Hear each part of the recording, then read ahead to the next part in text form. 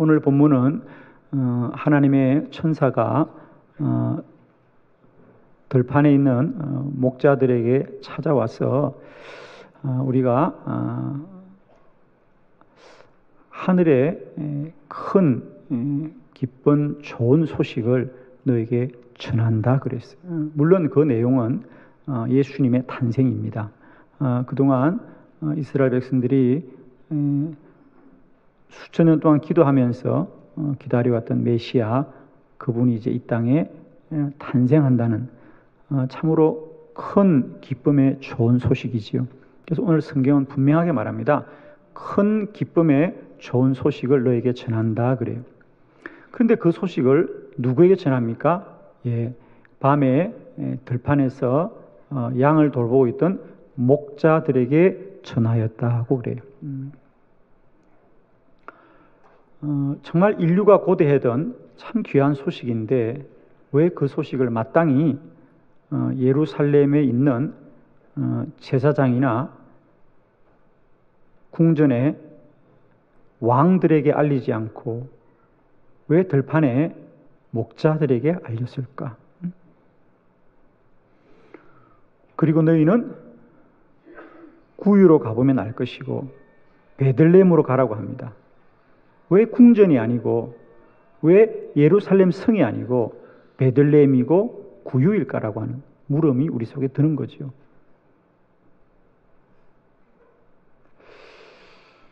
큰 기쁨의 좋은 소식인데 그 소식을 전하는 사람들은 그 시대에 비천한 사람들과 변방에 있는 사람들에게 전하여지는 것이죠. 자, 오늘 말씀을 통하여 오늘도 하나님이 우리 안에 하나님의 일을 어떻게 이루시는지를 우리가 하나님을 통하여 알기를 원합니다. 자, 오늘 말씀을 세 가지 보겠습니다.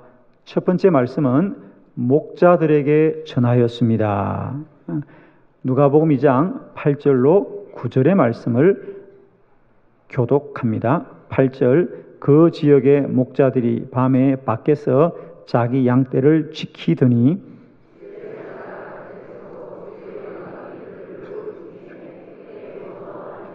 아멘. 하나님은 천사들에게 밤에 밖에서 자기 양떼를 지키는 목자들에게 알렸다 그랬습니다. 이렇게 귀한 소식, 중요한 소식, 큰 기쁨의 좋은 소식을 왜 목자들에게 알렸을까? 왜 대제사장이나 헤롯 왕에게 알리지 않았을까요? 이스라엘 사람들이 생각하는 목자는 비천한 사람이라고 여기는 겁니다. 예를 들면 야곱이 집안에서 잘 살다가 그가 형 에서의 미움을 피하여서 삼촌 라반의 집에 가서 21년을 살 때 목동으로 살았고 그는 거기서 삼촌 라반에게 제대로 된 품삯도 받지 못한 채 참 어려운 시절을 보냈던 이야기를 우리는 야곱을 통해서 목동의 삶이 얼마나 고달픈가를 알게 되지요. 출애굽기의 모세도 마찬가지입니다. 40년을 바로의 궁전에서 부족함 없이 살다가 그가 40년 미디안 광야에서 처가살이하면서 역시 목동으로 지냈더라. 목동으로. 밀려난 자리. 다윗 인생에서 보는 목동의 자리도 마찬가지입니다. 그가 형들을 대신하여서 밀려난 자리, 소외된 자리가 어디냐? 양을 돌보는 목자, 목동의 자리였습니다. 이와 같이 성경은 우리에게 늘 이 목동, 목자의 자리는 밀려난 자리, 이 변방의 삶을 우리에게 보여주고 있죠. 실제로 우리 성경이 또 그렇게 기록하고 있습니다. 창세기에 보면 요셉이 애굽 바로의 궁전에 있을 때 이제 아버지와 저희 가족들을 다 애굽으로 데려옵니다. 그리고 이제 그들의 가족들에게 처음 바로 왕을 만나기 전에 요셉이 그의 형제들에게 당부를 합니다. 바로 왕이 우리 집안은 어떤 집안이냐고 묻거든 우리 집안은 대대로 목축을 했던 목동의 집안이라고 이야기하십시오 라고 하면서 그때 그 시대가 이 목동, 이 목자들을 무엇으로 말하는지 우리가 성경을 통하여 잠깐 보려고 해요. 창세기 46장 34절에 이렇게 기록되어 있죠. 당신들은 이르기를 주의 종들은 어렸을 때부터 지금까지 목축하는 자들이온데 우리와 우리 선조가 다 그러하나이다 하소서. 애굽 사람은 다 목축을 가중히 여기는 자니 당신들이 고센 땅에서 살게 되리이다. 여기서 우리가 주목하는 거 목축을 가중히 여기나이다. 가정이 여긴다는 겁니다. 비천하게 여기는 겁니다. 이것이 성경이 말하는 목자들의 시대상입니다. 그런데 하나님은 메시아가 태어나는 이 큰 기쁨의 좋은 소식을 가장 비천한 자들에게 알리고 있을까? 성경이 하고자 하는 말은 이 말입니다. 하나님의 일은 결코 사람들의 기준에, 사람들의 크고 높음에, 사람들의 귀하고 구별되며 맡기지 않겠다는 거예요. 하나님은 하나님의 일을 비천한 자를 통하여서도 이루어 간다라는 사실. 세상은 높고 구별된 자들이 다스리고 지배하는 것 같지만 그 세상을 구원하시는 분은 하나님이십니다. 이 대강절을 보내면서 다시 한번 우리들에게 하나님의 음성을 겸손히 듣는 은혜가 있기를 원합니다. 우리가 세상 사람들이 큰 소리 치는 것 같고 높은 지위에 있는 자들이 큰 소리 치는 것 같지만 오늘도 구원은 하나님이 하나님의 사람들을 통하여 이루어 가시는 것.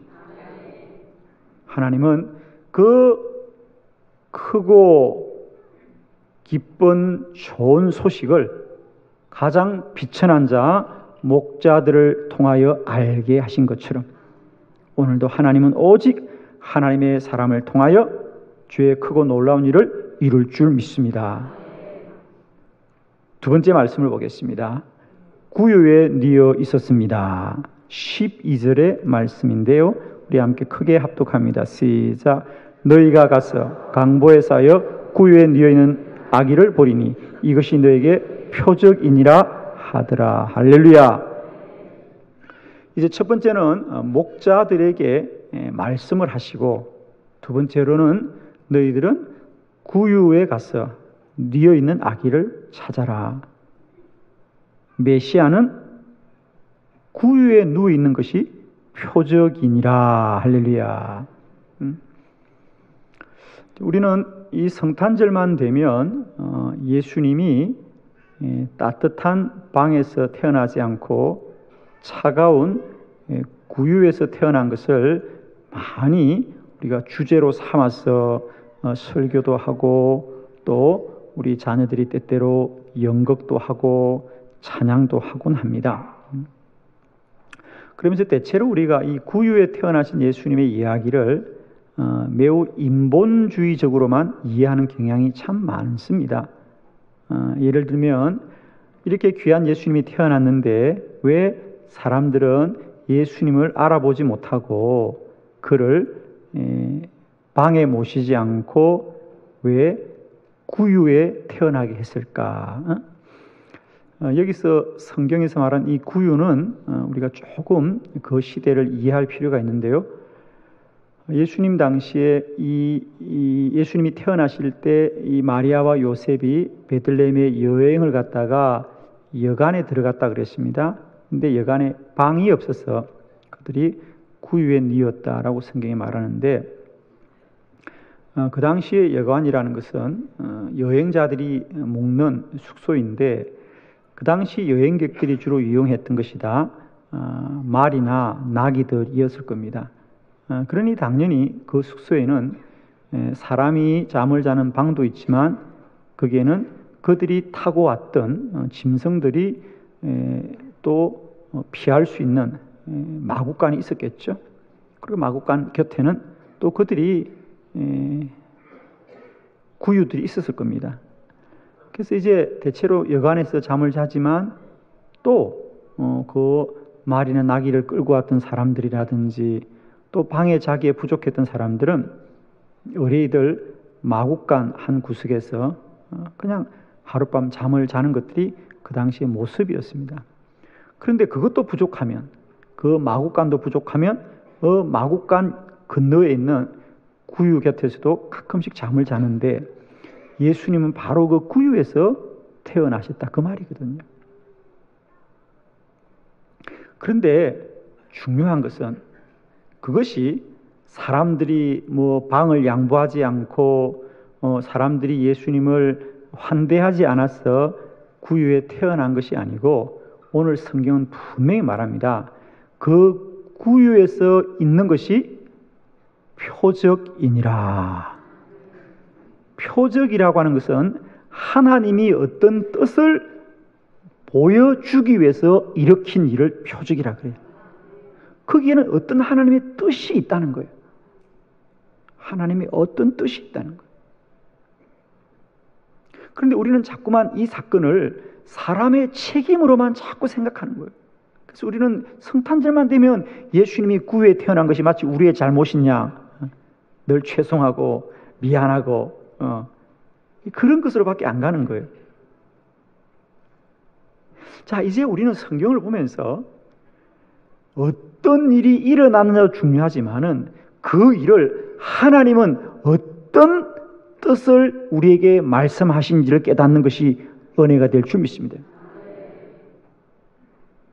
이제는 예수님이 구유에 태어난 것이 우리에게 그저 어떤 윤리적이고 도덕적인 가르침을 뛰어넘어서 어떤 하나님의 뜻이 있는가? 구유에 태어난 것은 사람들의 잘못이 아니라 하나님이 어떤 뜻을 나타내려고 하는 표적, 하나님이 하신 일입니다.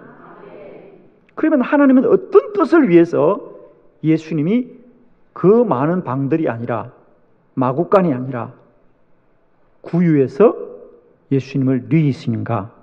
자, 언제나 성경의 모든 뜻은 성경으로 알게 될 줄로 믿습니다. 요한복음 6장 51절에 친히 주님의 말씀입니다. 다 같이 시작. 나는 하늘에서 내려온 살아있는 떡이니 사람이 이 떡을 먹으면 영생하리라. 내가 줄 떡은 곧 세상의 생명을 위한 내 살이니라 하시니라. 아멘. 주님의 말씀입니다. 나는 하늘에서 내려온 살아있는 떡이니 사람이 이 떡을 먹으면 영생하리라. 주님은 이 땅에 생명의 양식으로 오신 줄로 믿습니다. 구유가 짐승들의 양식을 위한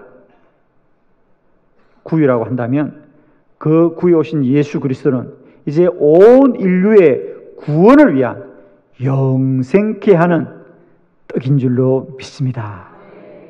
그래서 예수님은 내가 떡이다 그랬어요. 내가 떡이다. 나를 먹는 자마다 영생하리라. 그리고 좀 더 구체적으로 그렇게 말씀하셨습니다. 요한복음 10장 10절에 도둑이 오는 것은 도둑질하고 죽이고 멸망시키려는 것뿐이요 내가 온 것은 양으로 생명을 얻게 하고 더 풍성히 얻게 하려 하는 것이나. 주님의 말씀입니다. 내가 온 것은 양으로 생명을 얻게 하는 것이다. 우리에게 생명 얻게 하는 것이 예수 그리스도가 이 땅에 오신 목적인 줄 믿습니다. 그러므로 예수님이 탄생하셨던 그 도시가 예루살렘이 아니고 나사렛이 아니고 베들레헴인 것은 결코 우연이 아니다. 베들레헴은 두 가지 단어가 합쳐진 거죠. 베이트와 레헴이라는 두 가지 단어가 합쳐졌습니다. 히브리어로 베이트라고 하는 것은 집이란 뜻입니다. 레헴은 빵이란 뜻입니다. 그러므로 우연입니까? 베들레헴은 빵집입니다. 할렐루야. 빵집에서 생명의 빵이신 예수 그리스도가 탄생하셨어요. 그러므로 우리가 이 대강절을 보내면서 예수님이 우리에게 오시는 것은 다른 것으로가 아니라 우리에게 생명이 되게 하시는 것이다. 창세기 3장에 선악과를 먹으면 너희가 정령 죽으리라는 그 사망, 하나님과의 결별을 선포했던 그 사망이 이제 예수 그리스도가 생명됨으로 말미암아 사망아 너의 쏨이 어디 있느냐? 예수 그리스도로 말미암아 이제 우리에게는 영원한 산 생명이 임한 줄로 믿습니다. 이 성탄절에 다시 한번 우리 모두에게 영생케 하는 생명으로 오신 살아있는 떡으로 오신 예수 그리스도가 우리 가운데 충만한 거룩하고 복된 절기가 되길 바라고, 생명 되신 예수 그리스도의 능력이 날마다 때마다 저와 여러분에게 충만하시기를 그리스도 예수의 이름으로 축원합니다. 세 번째 말씀입니다. 베들레헴으로 갔습니다. 누가복음 2장 15절의 말씀을 우리 한번 크게 합독하면서 봉독합니다. 시작. 천사들이 떠나 하늘로 올라가니 목자가 서로 말하되 이제 베들레헴으로 가서 주께서 우리에게 알리신 바 이루어진 일을 보자 하고 아멘. 자, 첫 번째는 그 큰 기쁨의 좋은 소식을 목자들에게 알리고, 두 번째로는 그 큰 기쁨의 좋은 소식이 구유를 통하여 보게 되고, 세 번째로는 그것을 알기 위하여 어디로 가자? 베들레헴으로 가자. 베들레헴으로 가자는 이 말은 무엇과 대비돼서 읽어야 되냐면, 왜 예루살렘으로 가자 그러지 않았을까? 예루살렘 성으로 가자든지 예루살렘 성전으로 가자고 해야 될 텐데 오히려 그들은 성 밖, 베들레헴은 예루살렘 성 밖에 있거든요. 성 바깥에 있는 베들레헴으로 가자고 했습니다. 그렇습니다. 성경의 물음은 언제나 성경으로 우리가 깨닫게 될 줄 믿습니다. 왜 메시아가 예루살렘 성에서 태어나지 않고 성 밖에 있는 베들레헴인가? 미가서 5장 2절입니다. 우리 미가 선지자의 예언을 보려고 하는데 우리 한번 다 같이 크게 봉독합니다. 시작. 너는 유다 족속 중에 작을지라도 이스라엘을 다스릴 자가 내게서 내게로 나올 것이라. 그의 근본은 상고의 영원에 있느니라. 아멘. 베들레헴 에브라다야, 너는 유다 족속 중에 작을지라도 이스라엘을 다스릴 자가 내게서 나오니라. 예수 그리스도가 왜 예루살렘 성이 아니라 베들레헴에서 태어나야 되느냐? 그것은 이미 오래전에 선지자 미가를 통하여 이 땅을 구원할 자는 베들레헴에서 나오리라. 베들레헴에서 나오리라. 우리가 세상적으로 인간적으로 생각할 때는 예수님의 탄생은 마땅히 예루살렘이어야 될 것 같지만 하나님은 사람들이 손가락질하는 그 변방, 밀려난 땅 베들레헴에서 태어나시게 되는 것은 오직 하나님이 약속하신 것을 하나님이 이루었기 때문입니다. 자, 여기에 사실은 오늘 본문에 큰 반전이 있습니다. 누가복음 2장에 보면 마리아와 요셉은 원래 나사렛에서 살고 있습니다. 그런데 그들이 오늘 왜 베들레헴에 왔습니까? 성경은 말합니다. 로마의 황제 아우구스투스가 그들에게 호적을 등록하라고 명령하였기 때문에 그들은 호적을 등록하기 위해서 나사렛에서 베들레헴으로 왔습니다. 식민지 백성의 그 아픔이 그들의 여행 중에 있는 거예요. 마치 지금 온 세상은 하나님은 온데간데 없고 로마 황제가 세상을 다 지배하고 다스리는 것 같고, 실제로 사람들이 그 로마의 황제 앞에 모두 다 굴복하고 있습니다.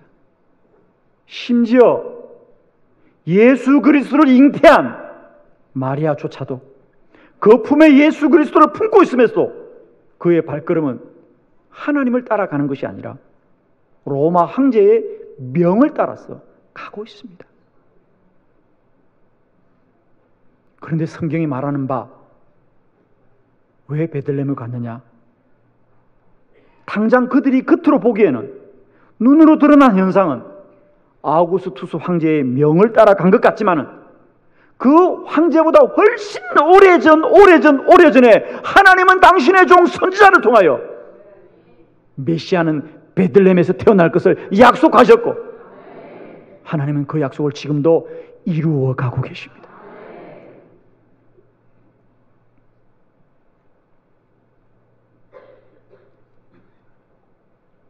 누가가 왜 예수 탄생의 이야기를 로마 황제의 이야기로 시작하느냐? 그리고 그는 왜 목자와 구유와 베들레헴을 통하여 우리에게 이 큰 기쁨의 소식을 전하고 있느냐? 진정 큰 기쁨의 소식은 우리 눈에는 당장 목자와 구유와 베들레헴일지라도 그 모든 것을 주관하시는 이는 여호와 하나님이시고, 세상이 뭐라고 할지라도 이 땅을 마치 사람이 정복하고 지배하는 것 같아도 그 세상을 구원하시는 이는 여호와 하나님이신 것을 오늘 성경은 우리에게 말하고 있는 것입니다. 오늘도 성탄절을 눈앞에 두고도 여전히 목자인 자리와 구유인 것과 베들레헴으로 가야 되는 발걸음들이 무거운 사람이 있습니까? 여러분, 마치 이 땅의 역사가 당장 사람과 세상이 다스리고 지배하는 것 같지만, 오늘도 하나님은 역사의 수레바퀴를 움직이면서 도도하게 하나님의 구원의 역사를 이루어갈 줄로 믿습니다. 이 성탄절에 다시 한번 세상과 사람을 향하였던 우리들의 눈과 귀가 겸손히 구유에 경배했던 목자들처럼 다시 주님 앞에 돌아오는, 오직 주님 앞에만 겸손히 무릎 꿇고 다시 한번 내 운명의 주인이신 나의 하나님을 바라볼 수 있는, 그분에게만 참된 경배를 드릴 수 있는 믿음의 회복이 있기를 축복합니다.